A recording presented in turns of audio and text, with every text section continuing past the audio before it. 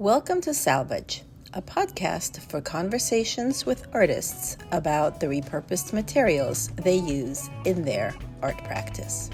Please enjoy my conversation with Kate Dodd. Kate is obsessed with excess, with the unwanted, the discarded, the underutilized. In her work, she seeks to repurpose items that no longer have an essential use. Once they were manufactured in great quantities, then they were abandoned, superfluous, cast off. Kate's starting point is in the materials. She has said, I always have a tremendous fascination with materials and making. So when I see materials being disposed of without much thought, I see both treasure and mistreatment and feel an immediate need to resurrect the neglected and the disrespected. That's awesome. Can't wait to talk. Kate, thank you so much for joining me on this adventure. I'm thrilled to be here. That's awesome. And I was on your website yesterday, jotting down questions, and I have so many questions.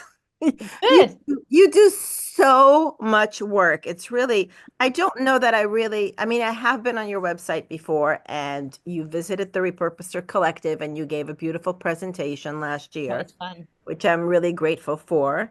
And we've known each other for a while now. We even tried to Collaborate. collaborate. Yeah. So you would think that I would know quite a bit about you by now. But no, I discovered so much more on your website, which is really quite great. So, yeah, I have a lot of questions. Okay, good. But since I know that you have a BFA and MFA, I assume you were an artist as a kid, or were you? I not only did I didn't think of myself as an artist, but I loved to make things. And that includes baking and cooking and sewing. And, I didn't think of making things as being a particular art form or particular medium.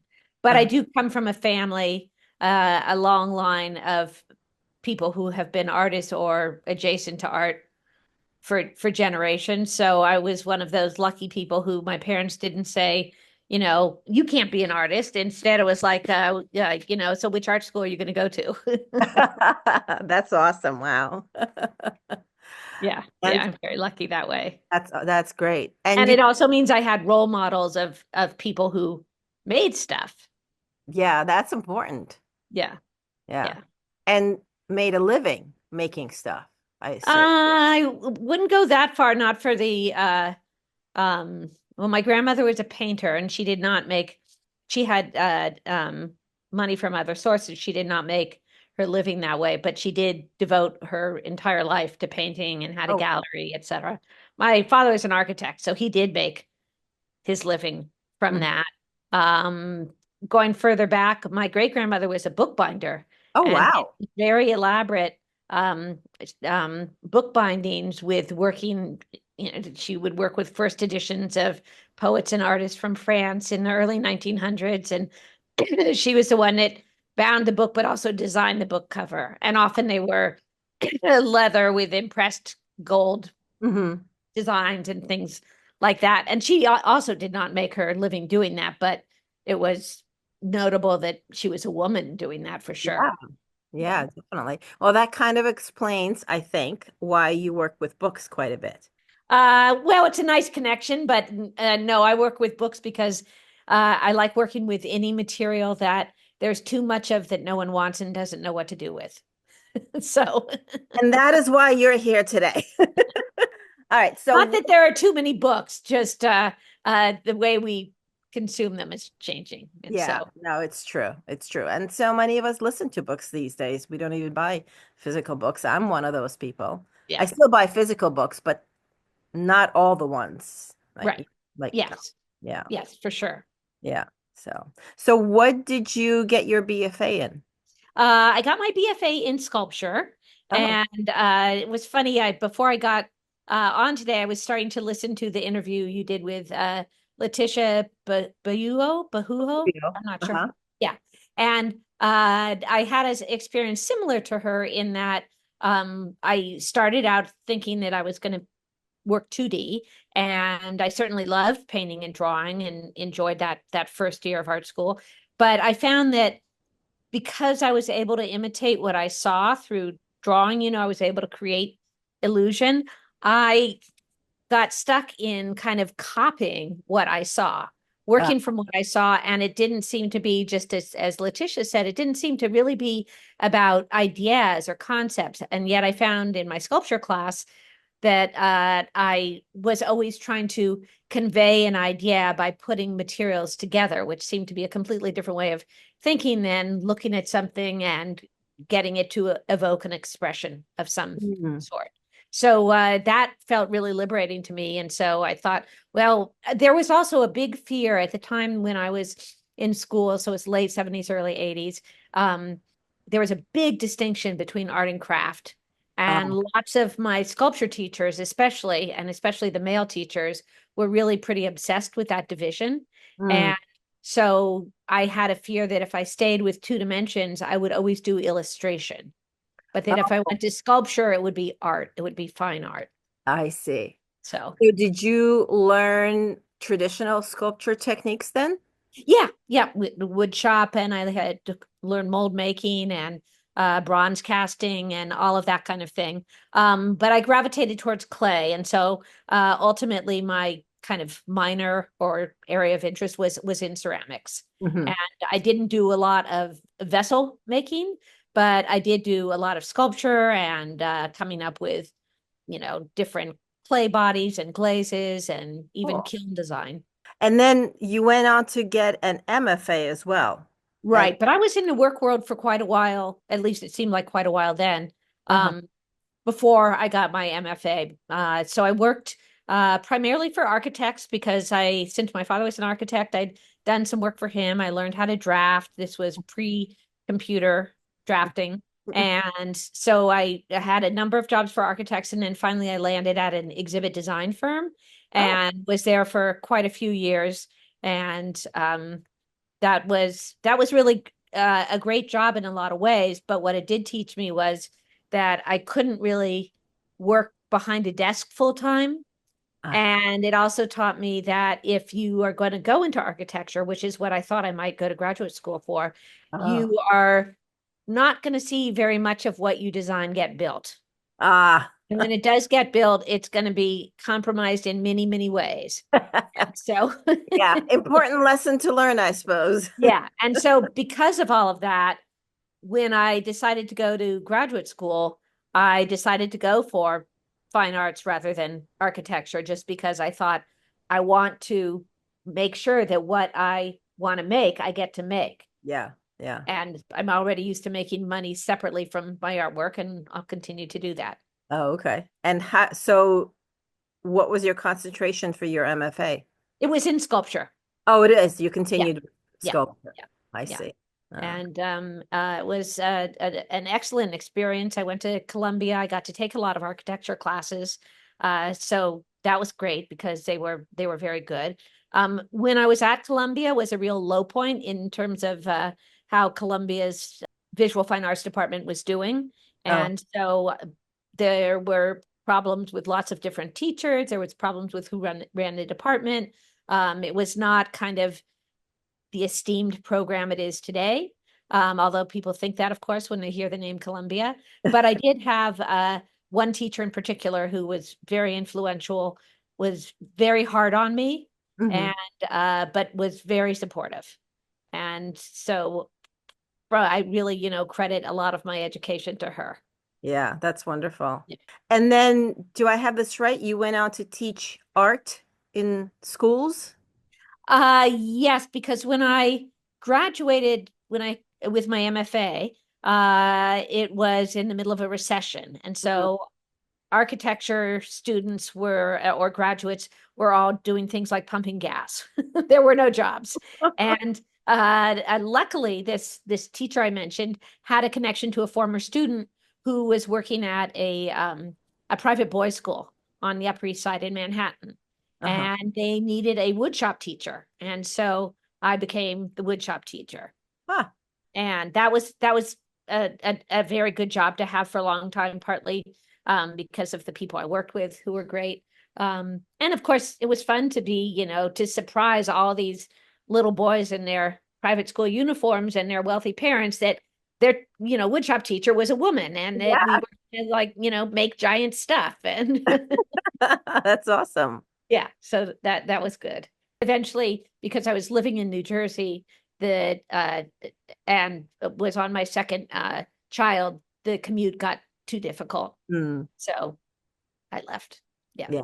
But did Uh, you but continue teaching in New Jersey then? yeah, I went on to find through partly I started through doing artist residencies in schools Uh-huh. and got to know the school system a little bit. And then eventually, New Jersey has a program called alternate route certification. So rather than coming with an education degree, if you already have a bachelor's or a master's, you can take this alternate route course, and that will certify you to be a teacher. Oh, cool. So that worked out well. Yeah. You take it while you're teaching, and so it's, trial by fire. And then I went on to teach for a long, long time, and I finally retired in 2021 Ah, after a year of pandemic teaching. that's I had impressive. been So thinking many, about retiring anyway. yeah, so So many teachers retired right when the pandemic started. So I'm impressed. yeah, no, Well, I had been thinking about retiring, and it really was a horrible way to teach art and art history. I was teaching art history at the time. That mhm, was no better. You're looking at a screen full of black boxes. I was teaching high school at the time. mhm. And you have no idea if anyone is there. And a lot of my teaching, I really depend on having a sense of humor. And, looking at a bunch of black boxes, I stopped being funny.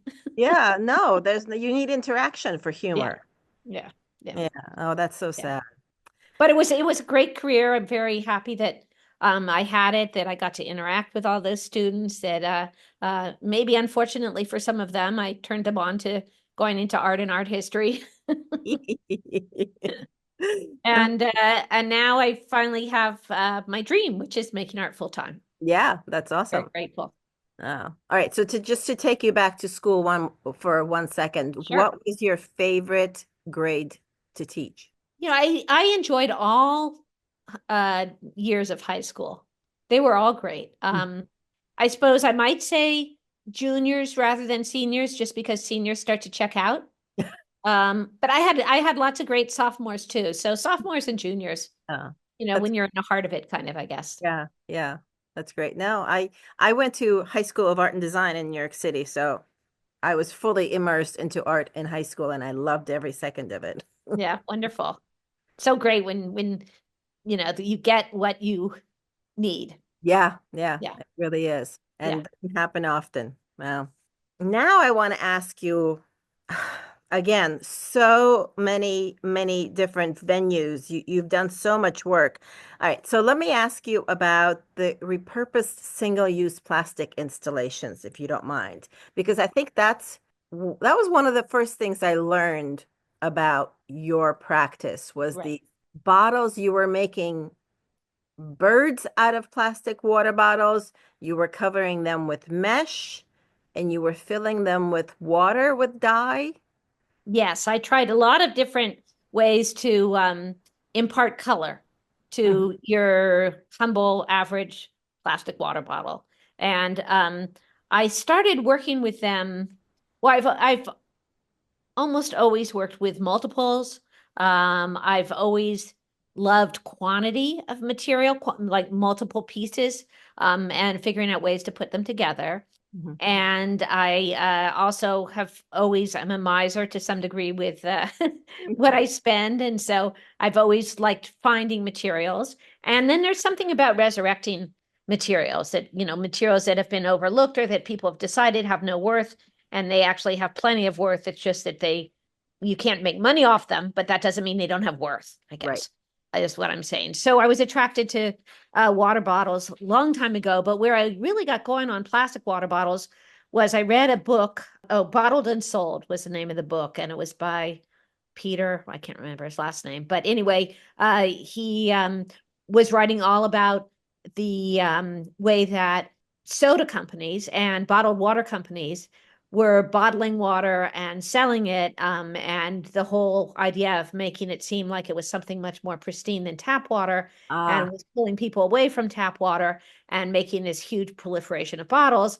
And yet the water in the bottled water was not wasn't held to nearly as high standards as tap water in most communities is. And so, and now we know that granted, the plastic this that was they a were, while ago.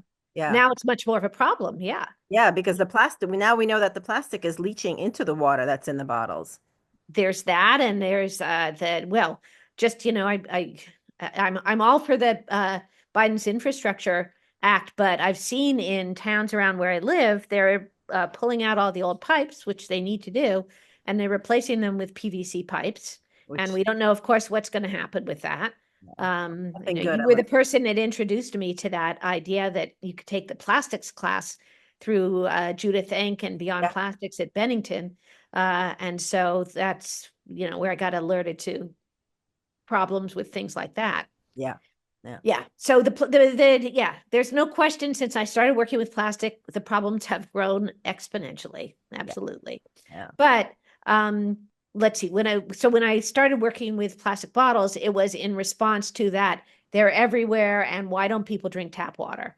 And then from there, as I got used to working with the materials and figuring out ways to connect them and to build with them, I wanted to impart water. So I did experiment with filling bottles with colored water, which was a lot of fun. I mean, what could be more fun than mixing colors? Uh, yeah, and but of course, they don't take paint very well. Now I know Aurora Robson, the person that organized the yeah, exhibit that you were in, Plasticulture. I know she's figured out how to impart color to plastic and has some method of yeah. It's some kind painting. of a spray painting method. Yeah, yeah.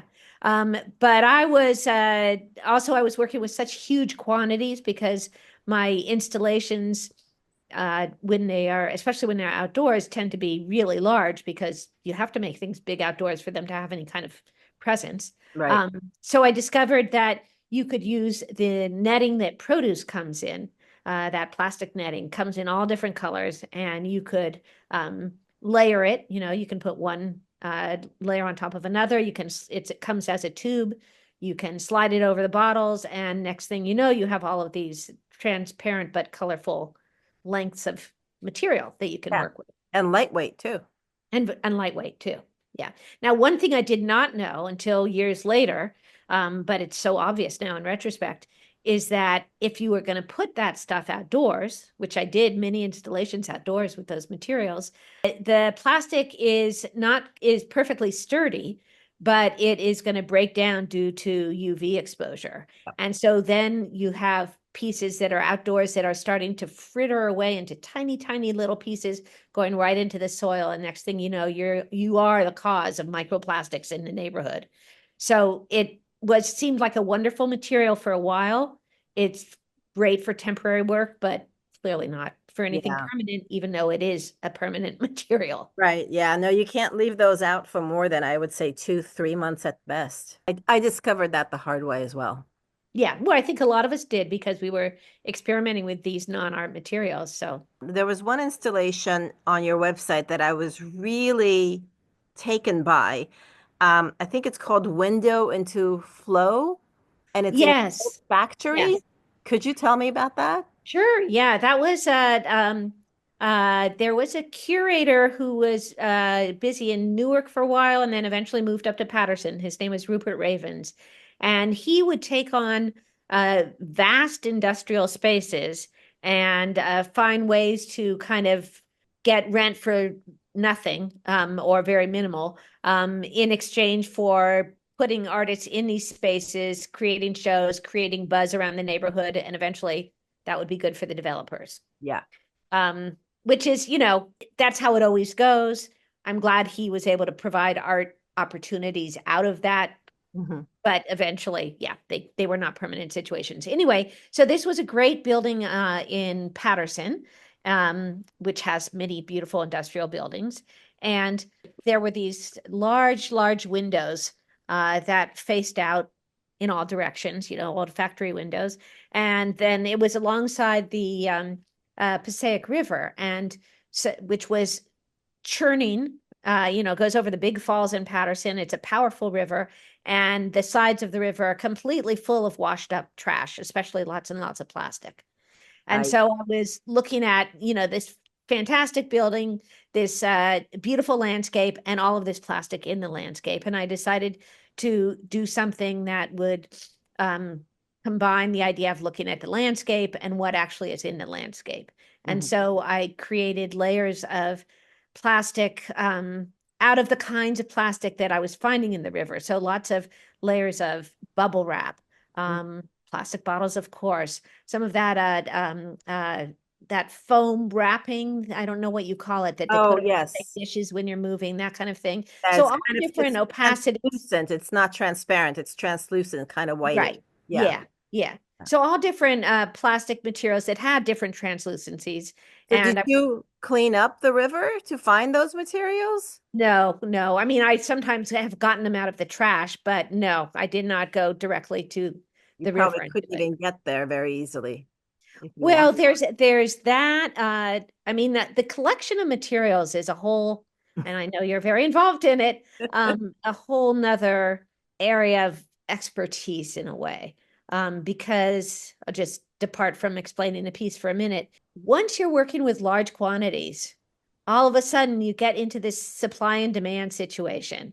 And something that was really annoying because you saw 10 times by the roadside, now you need, 1,000 of them, Yeah. and you scour every place you can, and you can't find enough of them. But, then, 2 years later, when you're not doing that anymore, there they are again in the landscape. So it's Yeah. how you collect materials becomes, it's like Christo getting his permission to do his installations. Right. It becomes an interaction with municipalities and sometimes even politicians, certainly with Oh public gosh. Yeah. works organizations. And so I've had lots of interactions like that. I've tried different ways of collecting things, and it's just always a challenge. Yeah. Yeah. No, it definitely is. Yeah. So where did you get the materials for this installation? So for that installation, they were materials that I had on hand from old packaging that I was reusing, things like that, Okay. or bottles I'd collected. But the idea was to create layers of window kind of marching into the space, bringing translucency into the space from the window, but also filling the window with the plastic that ultimately you saw on the outside of the window. And the way that I was able to keep everything vertical was I used plastic bottles filled with water as weights that held Ah. the whole thing in place, kind of. Uh-huh. So And that how I were brought those? it back to the river too. Oh, that's true. And how were I couldn't tell from your pictures how everything was attached. It was all fishing line and hot glue. Oh, oh, okay. Two of my favorite materials. And do you find that the hot glue lasts for quite a while? It depends what you use it on. I mean, it does not on film. It might work. On fishing line, it works to some degree. Certainly, it doesn't work holding, say, plastic bottles together. Just Yeah. pops right off. Yeah. So Yeah. you That's have to what I you have found. to use a physical attachment for that kind of thing. Yeah, I find that it's not very helpful at all. And then you wind up, and it's plastic too, because then you wind up with the little globs of plastic. Well, this is a real question about creating installations out of plastic, creating installations out of any repurposed material. But with plastic, you're going to end up using additional materials unless you're stacking, Right. which is a possibility. You're going to use some kind of attachment. And if it's fishing line, well, that's not the same kind of plastic. Right. And you can't just take things that are tied together with fishing line and dump them in recycling. If Absolutely. it's cable ties, zip ties, that's not the same kind of plastic. No. Wire obviously is not the same material. So you're going to have to take apart whatever you build if you're going to recycle it. Now, that's assuming that there are places around you that will recycle. And Absolutely. so that's a whole nother thing is, you feel like, oh, I've built this thing and I can just recycle it when I'm done. And yet, there's a good chance it's just going to be burned and you're going to breathe it because Yeah. there's so little plastic recycling done anymore. So I have taken on kind of educating the public about what doesn't happen with recycling Yeah. as part of what I talk about when I do present work. Of Mhm. course, that's not a very uplifting message. No, unfortunately, it's not. I mean, they're being, people are working on making things better, but it's a very slow process. Yeah. So actually, that brings me to another question. Do you reuse materials from one installation to the next? I do when I can. And I certainly have saved parts of things and they become parts of other things for Hmm. sure.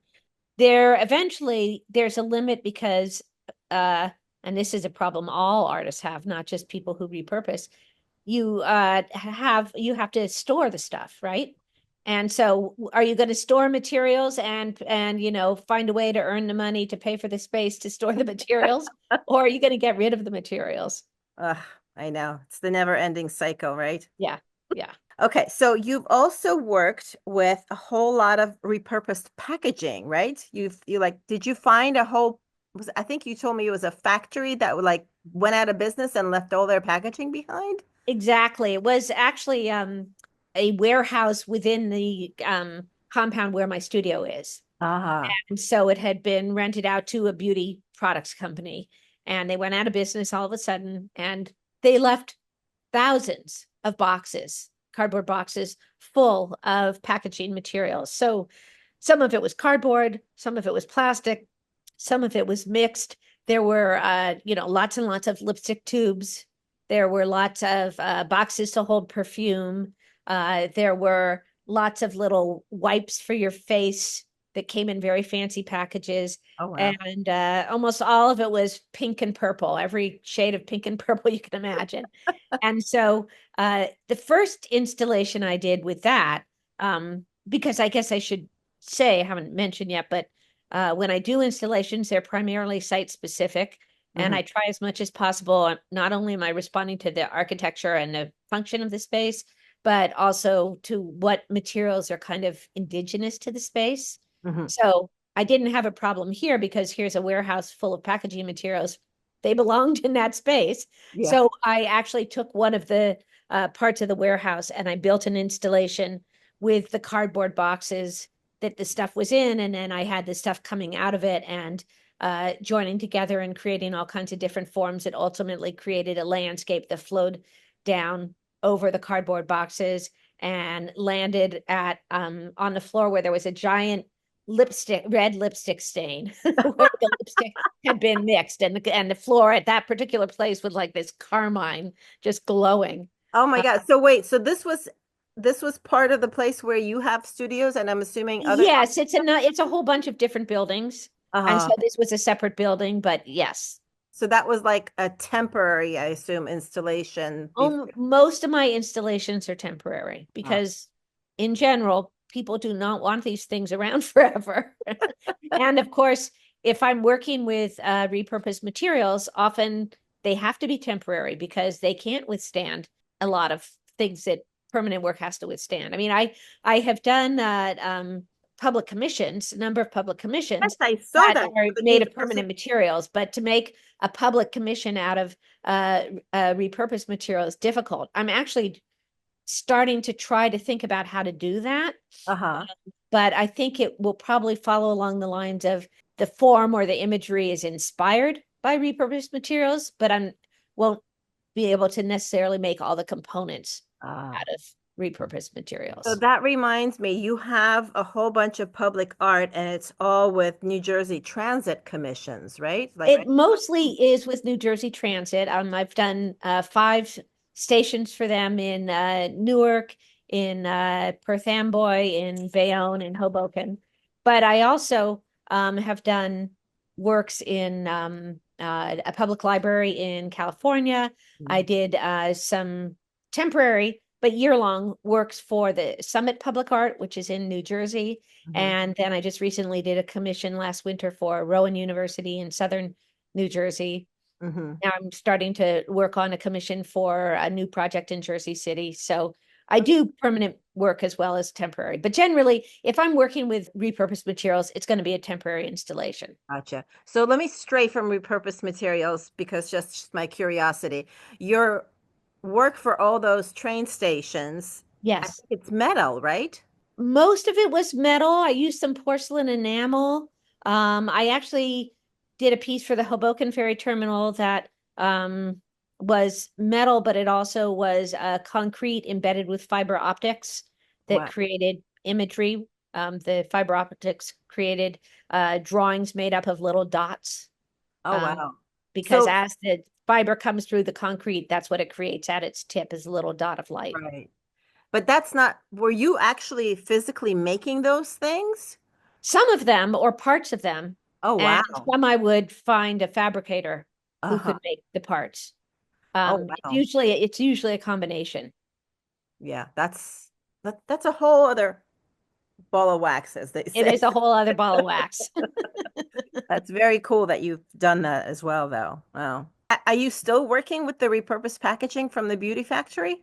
I thought that maybe I'd done my last installation. It was my fifth installation this past fall, but I couldn't quite bear to get rid of it because I just thought, what if someone, I now I really know how to work with this material. What if someone asked me to do something? Maybe Uh-huh. I better keep a little. So I did keep a little of it. How are you attaching those? So the one installation out of those, I've seen pictures online, but the one installation that I saw in person was at the Williamsburg Historical Art Center. Is that what it's called? In Brooklyn? Yes, right, And it right. was stacked. I think it's Williamsburg Art Center. I think you're right. Yeah, Um, so it was a stacked boxes in sort of an undulating line. right. How were they attached? I I actually sewed them together. What? I got a elastic cord because I was stacking them, but and I love the idea of stacking something and kind of daring people to not bump into it, in which case it would fall over. But I figured the curator is not going to appreciate that. That would be more of a performance. So I needed a way to keep them together, and I also needed a way to be able to transport them. And I don't have a big truck or anything like that. And I didn't have a budget to rent one. So if I glued them together, they'd be brittle and then they would break in transport because there was no real structure to them. So I actually got a long 9-inch needle and elastic cord, drilled holes in them, and just sewed up through all the layers so Oh, that the whole thing could stretch and move because it was sewn with elastic, but then would stay in place. So if someone hit it, this thing that looked really delicate, it wasn't going to go anywhere. did you sew the whole thing or was it done in portions? Because It that was was done in like, portions. oh, okay, Yeah, because it in was like portion. 10 feet long or something like that. Yeah, no, it was really long. That's ingenuity. I love that. It's solving the problem at hand. How do I figure this out? I find that almost any problem can be solved by sewing. There's this big push right now about fiber is the new hot Yes. art form, right? Mhm. And in some ways, that's funny because so many of us have been using aspects of that for forever. Yeah. Um, but it really, it's also interesting to think about where do you kind of put the limits of fiber. To me, fiber can be connecting something with thread that has nothing to do with textiles beyond that. But I don't know that that's the way it's being defined I by don't know. Probably not. media. Yeah. But it's true because I use thread to sew soft plastic together. I've Hmm. certainly sewn some hard plastics as well, but the thread is usually not noticeable. But it is there. It's Yeah. connecting. That's not the thing that's seen. Yeah. Well, I did something where I was sewing paper bags uh, together last summer. I've sewn everything together. No, if you can put a needle through it, Yeah. that's all that matters. Yeah. Right. Very true. Sometimes that's the slow way to go, Yes. but Yes, that's whatever true. works. Oh, actually, I think you have sewn some of your book art, the book pages. You've sewn that, haven't you? Let's see if I I feel like I've sewn. seen some stitched lines in there, but maybe I'm wrong. I have done that. I have done some kind of embroidery on books and that kind of thing. But uh, with books right now, I've come across this. I don't even know if you could call it a technique, but for quite a while now, I've been I've used books by stacking them and building with them and all of that kind of thing. But I also have used books by cutting all of the text into strips and Uh-huh. then joining the strips together in these kind of lacy networks. And that's just done with glue. Oh, okay. But to create things that are fabric or textile like, or really all kinds of forms. Those are beautiful. And Thank I remember seeing the butterfly piece where you connected, I think you stapled the wings of the That was butterfly. all stapled. Yeah, because I wanted kind of the violence of it was made of for people who, haven't seen it, since this is in audio. It was I took an encyclopedia of butterflies. I cut out every single butterfly to create a pair of wings. And then the way that I created the wings was I took all of the butterflies and stapled one to another to another to another with the idea that when you collect a butterfly and you pin that butterfly, you've kind of stopped its flight Yeah. forever. And that this whole inclination that humans have to go out and collect things as kind of trophies that they found simply by finding them, that whole inclination at the same time is kind of ending the ability for that creature to reproduce, et cetera, et cetera. So Yeah. I wanted to make wings that couldn't fly, that were the kind of the contradiction of Yeah. flying. And in that, I was thinking about the myth of Icarus Ah, and human pride and, wanting to be able to do things and doing them beyond what is possible, and then kind of things falling apart as a result, because that yeah. seems like it reflects a lot of what's going on in the world right now. Yeah, I've seen some of your book or paper installations that are like they look like coins as well. Have you? Well, there are things like I did take a whole bunch of yeah, I've worked with circles a lot, Mhm. and joined circles together. But also there's one particular piece you might be thinking of that I had gone through books of coin collections and Ah, yes, used yes. all the coins to and sewed them together to create kind of a like a papal vestment, like a uh, Oh, that's um, what that was. formal kind of collar that you might wear. And all of these pieces that I'm describing, Icarus, that piece, other pieces that I've made in a similar way, I call outerwear, and they're all garments that are supposed to be protective and protect us from our fears, but all of them are non-functional then, or Ah, not non-functional, dysfunctional. They don't work. They can't protect you. It's kind right. of It's the inherent in paper. the Yeah. way they're made that they can't protect you. A fashion show in your future? Well, maybe I'm going to have a show next June at the Jane Street Art Center, which is in Saugerties. Oh, And, yeah, yeah. and I do plan to show kind of all of my pieces of outerwear I've made. So Oh, that would I, be. I won't probably have people walking around in them, but I will also be making an installation that people will walk around in. So Oh, I can't wait to see this. I love Socrates. Gonna have to get up there. All right, so sticking with the paper theme though, because yeah, there's other questions I still have, but you've good. also worked with envelopes, photos, and magazines. Yes. With I really got into collecting envelopes because I love the privacy patterns that are Yeah, printed on on the the inside of inside. them. Uh-huh.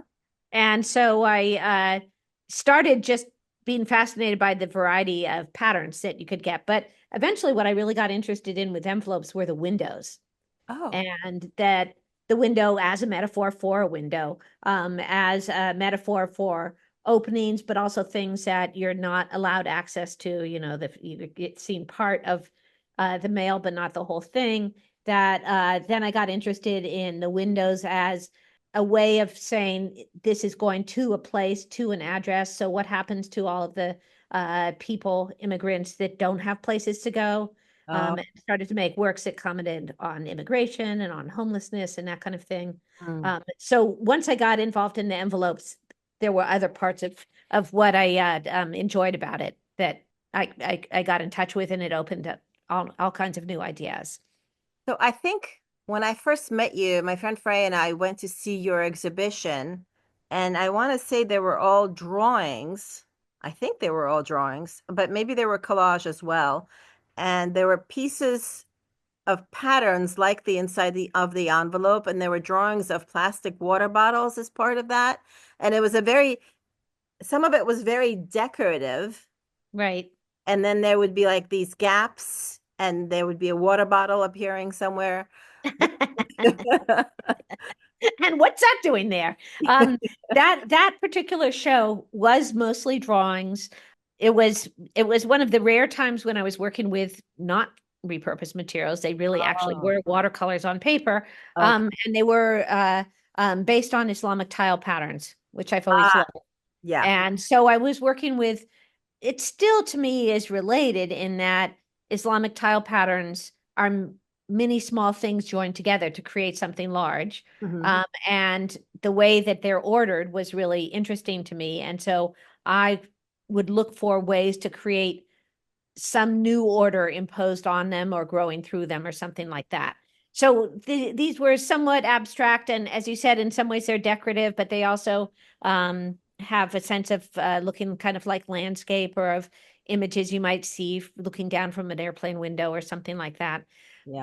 But during COVID, it all of a sudden occurred to me that, everywhere I go, I see plastic water bottles Yep. in the gutters, in the parks, everywhere. And so I started to think, well, why wouldn't they be in my drawings as well? I mean, they're everywhere. So the ubiquity of them, I felt like I wanted to address somehow. Mhm.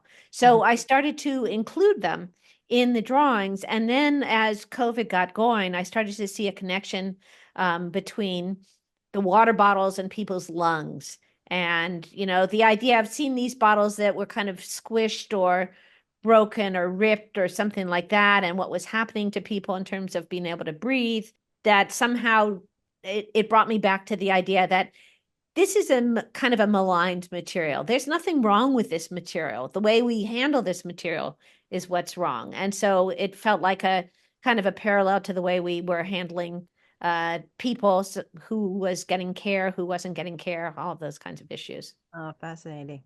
It was just such a delicate exhibition. All of those drawings were really yeah, that's the word, I think. Mhm. Everything was very delicate about it. Yeah. Yeah. And we don't think of water bottles as delicate. No, but they are. I have a collection of squished water bottles myself. That's what we do. We collect Yeah. things that interest us, even if Yeah. sometimes we don't know what we're going to do with them.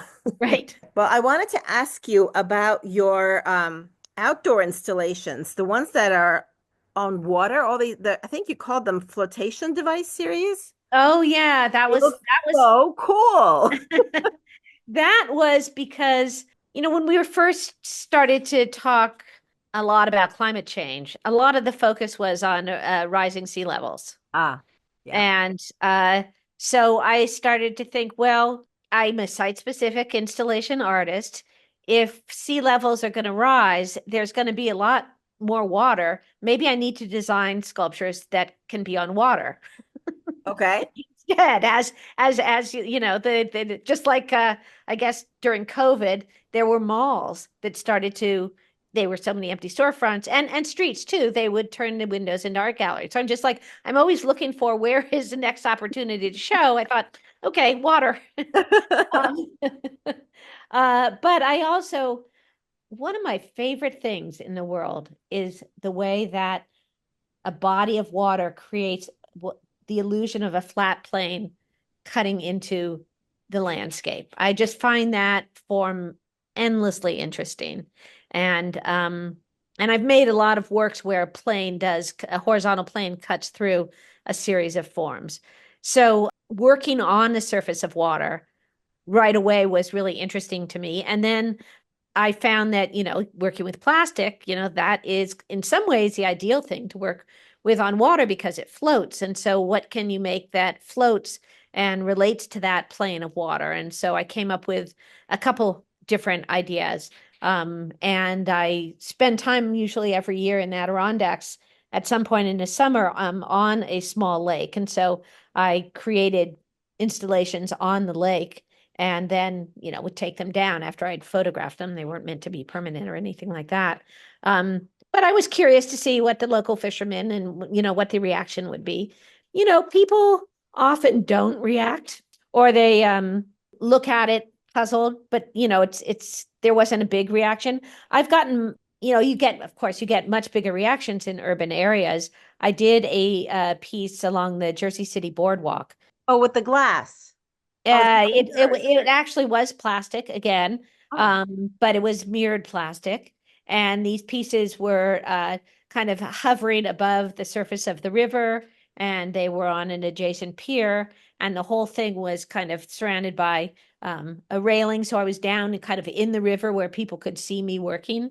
Thousands of people walk by there every day. And one of the things that I loved about that installation is that almost always a kid would say to their parents or whoever they were with, "What is that?" And the parents would always have to say, you'd hear this silence, they just like they could not really define it. And then finally they would say, "I think it's art," or "It's art." And I thought that's so great that now they're going to have to talk to their kids about what is art and why is it that art is a word that you use when you don't understand what you're looking at. I love that.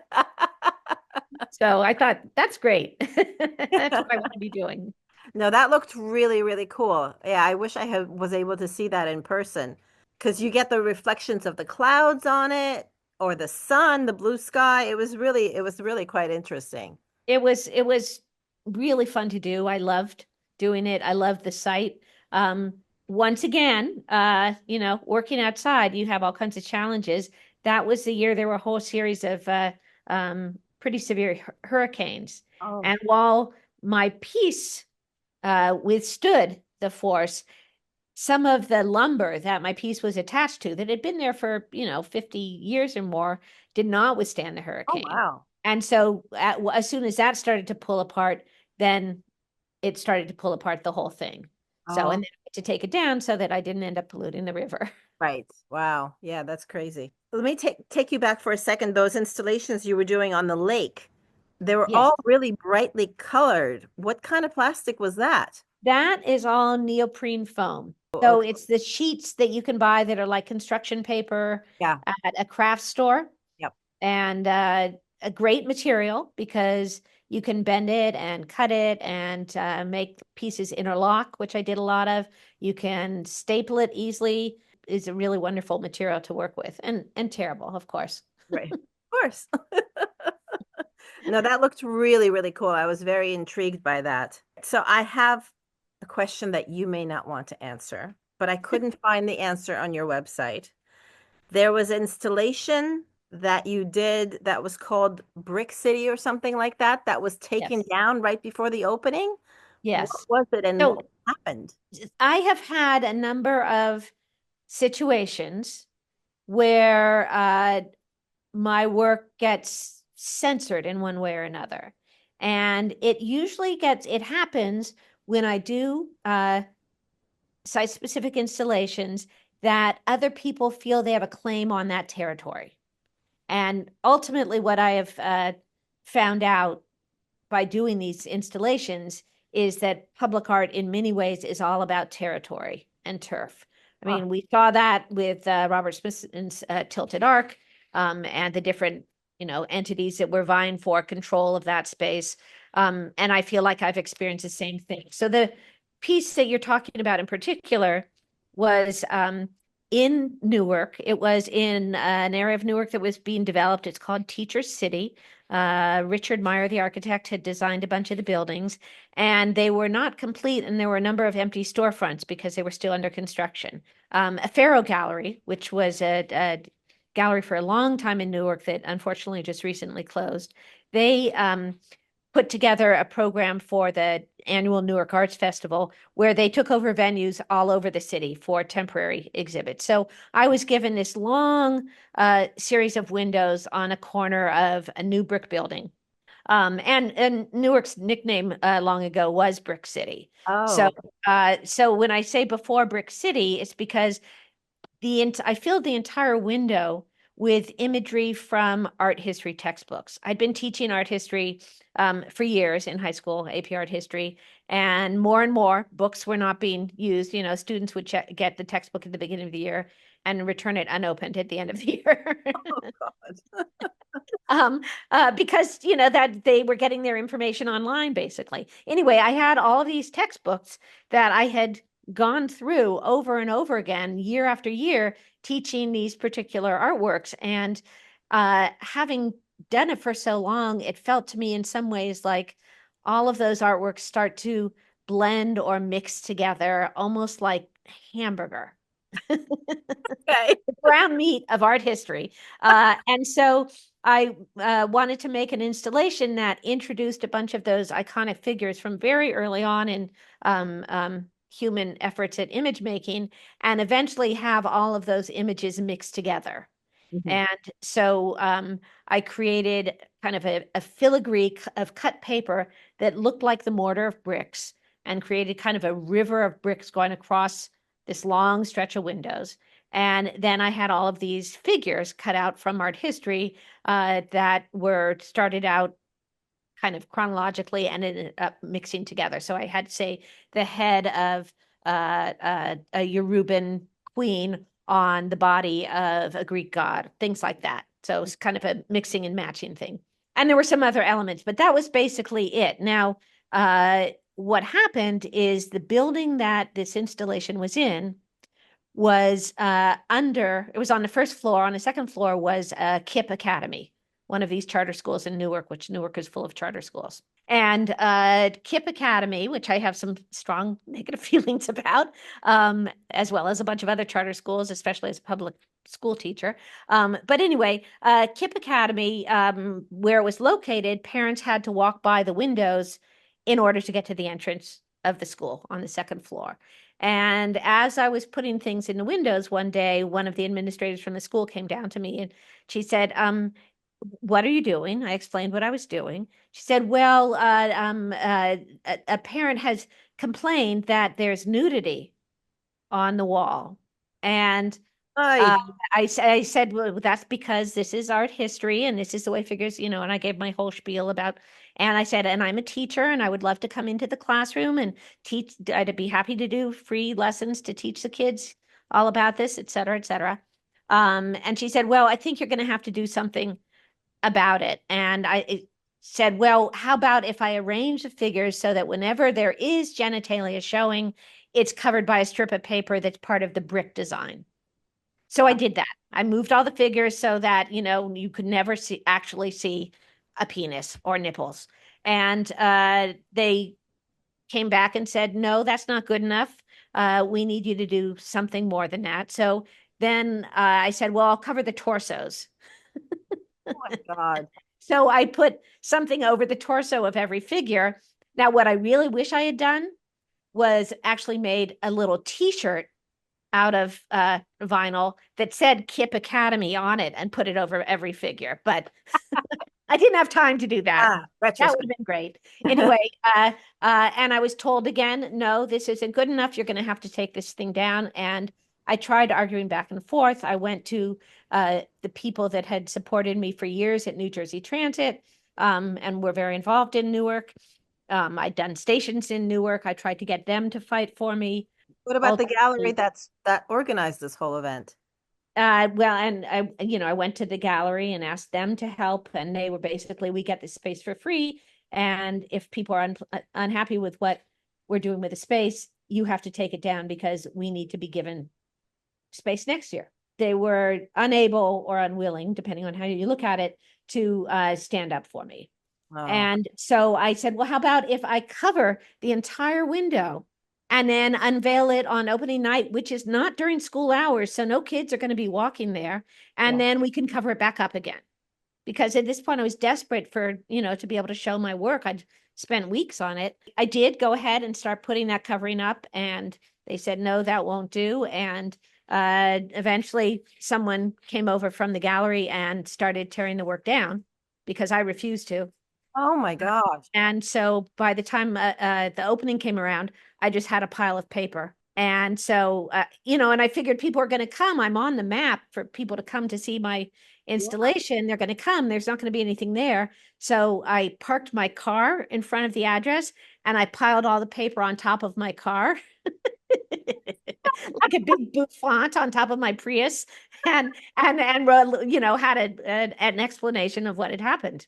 And there was some interest in maybe going to the media with the story of censorship, but ultimately everyone's overwhelmed. There are too many things that happen.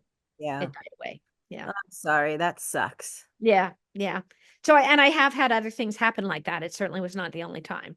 I Oh, mean, it's usually a different reason, but when I talk about territory, and I just have to say, with that particular situation, how sad is it that if a parent complained about nudity, which I don't know if a parent really did, or was that just a school, but if they complained about it, how sad is it that those kids then are not going to get any sense of when nudity is part of culture and when it's pornography? They're not differentiating between those oh, things.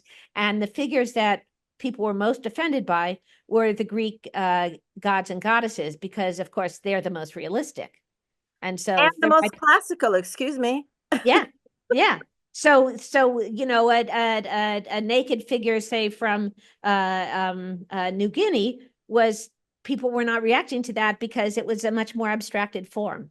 Anyway, Well, yeah. case, No, I had a piece that I did in the Wildflower Sculpture Park up in um, South Mountain Reservation oh above yeah, South Orange.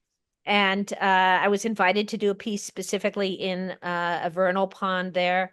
And I built it into a willow tree. It was a temporary installation. yes, no, those pictures I saw on your website. Yes, yes. And someone who I'm sure meant well called into the Essex County Parks Department and said that what I had created was a bird death trap and that it was going to kill all the migrating birds and had to be taken down immediately. I contacted the Cornell Ornithology Lab, to ask, is this true? And they said, no, but we can't prove that necessarily. I mean, if birds can navigate branches, they can navigate a line of string hanging from a branch. Yeah. But I had to take it down. No, well, I'm sorry. But I'm glad that most of your installations Have withstood, survive and have are withstood seen. public comment. Yes. It's very interesting working with the public and finding out, where people choose to stand and, what Yeah. statements they want to make and what they don't care about. And Have you ever done projects that involve the community in the space? I have certainly done projects with lots of students, Ah, installations where every student made something that became part of a larger installation. I have done projects with, actually, I did a project in Bayonne that was about trees, street trees. And there I got some senior citizens groups involved, some students were involved, a environmental cleanup organization was involved. mhm. So I definitely have done things like that. I wonder if projects like that that result in a installation have a better chance of going through because the community is so much a part of it. Well, of course, that's the idea, and that's what you would hope for. Yeah. I think in the case of the Bayonne project, that was successful, but it was like a kind of a neighborhood wide. It was a real effort to Mhm. get lots and lots of people involved, not just with my piece, but with the whole exhibit it was part of. There were Oh, multiple venues that it was part of. So it really, and it took someone with a tremendous amount of energy and imagination and commitment. In this case, it was Janine Bardo of the Stand For Gallery to go out to every single store owner and talk to them, and to go to every senior citizen center and talk with the people there, et cetera, et cetera. I mean, it's a major, a whole different kind of work yeah. than just being in your studio making things. And I know there are a number of kind of artist opportunities where you are invited to do something as long as you involve the community. But I think the idea of what it takes to get the community involved is really vastly underestimated. I think Um, you're right. and if you want to do something like you want to involve the schools, well, I know from being a public school teacher, often the last thing you want is for someone to come and say, I have this great idea. I want you to work on this project. And you already have your whole curriculum planned out. And, or the school has all kinds of rules, or the kids aren't allowed to be, off site, or there's just a zillion things that make working with a community really difficult. And I think it's a great thing to do. But I think when organizations ask artists to do that, they should be including a lot of resources to support that rather than expecting the artist to go and find the community and connect with it. Yeah, I think you're right. I've tried a little bit here and there of working with local schools, and that's exactly what I ran into. And I understand it completely that, as a teacher, you have your curriculum planned, and there's very little wiggle room for an obscure, weird project coming in from the Right. side. I've Yeah. been able to do a little bit of that for after school. Yeah, that's much more flexible. Yeah, Mhm. but also there's less support for it Yeah. from school. So it becomes sort of like an afterthought. Unfortunate, but Yeah. And even the nature of being an art teacher in school, at least for younger kids, is you are the person that gives the regular classroom teacher a break. And so that attitude, of, oh, this is filler, yeah. comes with projects that you might do with an after school group because you're just entertaining the kids until the parents can come. It's not seen as, of course, you can bring a lot of dignity and interest to it, but as far as the kind of resources that get put into projects like that, you need a lot more than what's done often. Yeah. No, that's definitely true. I've been in those situations where I just felt like a glorified babysitter Yeah. who was probably getting paid less than a babysitter was. Yes, you were. That's true. Yeah, it's really it's too bad that the arts are so devalued in the school system. Although I have to say, New Jersey is awfully good at making it central compared to a lot of states. Oh, that's great. Not familiar with New York State so much, but I know California, there basically is no art in the schools Oh, that's so comparison. very sad. Very sad. All right, let's end on a Yes, positive note. yes, What do you exactly. have? What's your next? What you mentioned in the beginning? What is your next big project coming up? I'm gonna have this solo show at the Jane Street Art Center in Saugerties. And that's when? It will be up during Upstate Art Weekend. So Oh, that's excellent. So in, July. June through August, yeah. And July is the Upstate Art Weekend. Where my studio is, we are going to be part of Garden State Art Weekend, which will be in the spring, where our studios will be open to the public. And then beyond that, in 2026, I'm going to be doing a large installation for the Montclair Art Museum. So Oh, I'm cool. excited about that, although it seems far away right now. So what's the main material for that installation? That is, I'm going to use the both historic and publication materials that the museum has produced and has overflow of throughout the years. And I'm going to take all of those envelopes and brochures and catalogs and postcards, et cetera, and cut them up and create kind of a giant arch that will go over a stairwell and then kind of go up onto the windows and wrap around the windows. Oh, So something wow. you can really be inside of. Yeah, that sounds so cool. And that just reminded me about another question I wanted to ask you. You had put out a call on social media asking people to save those signs, Right. voting signs from the election. Yes. What are you Yeah. doing with those? That I'm going to use them in the Socrates show. Ah, But yes, that's another a great example of what happens when you try and collect materials.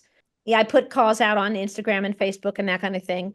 And people have one or two signs and then you need to go get them. So it's great that people respond, but it's not particularly efficient. So I called all the local municipal public works departments to see, what happens to these signs. And often people are told to put them in recycling. Then I found a woman who is starting a new project, a new business, collecting things that are hard to recycle. And she had told people that she would take any election signs they had after the election. And she worked very hard to find the one place in New Jersey where she could bring these things. And the only reason they would accept them is because she would present them as a bale, that they could not go through the machinery because, of course, the way the machinery works, you can't have large flat planes going through. No. The plastic that those corrugated plastic signs are made of is number 5, but apparently it's a lower grade of number 5. So number 5 is not always recycled anyway, but you can't mix a lower grade into it. So they're really not recyclable in that way, unless it's just those signs all together. And then I'm not sure what happens, but apparently that is something that you can sell. But to get a bale, you need thousands and thousands of those signs. So then I finally got smart and realized I should go to the source. And I started calling all of the campaigns and asking them if I could have their excess signs. And especially for school boards, the people who run for those seats often go around and collect the signs afterwards, partly because they're expensive in case they're going to use them again, and partly just kind of as part of the duty of being a good citizen. Well, that So makes sense because that's driving along the roads, and I can see those signs in the bushes. They're everywhere. Yeah. So that's the way I dealt with the election, actually. The day after the election, I spent a couple of days just driving around collecting signs because it was so upsetting. I needed something to do. And I didn't take the Harris Wall signs because I thought that would upset people to have them disappear. But, there were plenty of other signs that were around. Anyway, I've amassed about 600 of them. And oh my God. I'm still open to taking more. Okay. So for all your listeners. Well, if you're listening to this at the end of March of 2025, check with Kate first, see if she still needs them. Well, this has been super duper fascinating, Kate. Thank you so much for your time. Absolutely. It's great to talk to you, Natalia, and all of the things you're doing are wonderful. I really commend you for the community that you're creating. It's terrific. Thank you. Well, thank you for being a part of it. Yeah, my pleasure. Thanks so much for listening. That was such a fascinating conversation. I think we could have kept talking even longer, and maybe this would have been part 1 and 2. 2 episodes could have happened here. But there you go. I hope you enjoyed the conversation. All the links are in the episode notes. And I have to remind you, doors to the Repurposer Collective are about to open for April Earth Month. So get your name on that wait list. Click on over to repurposercollective.com, click the wait list button, and be the first in line to know when the doors open. I can't wait to greet you there. This podcast was created, produced, and edited by me, Natalia Korover.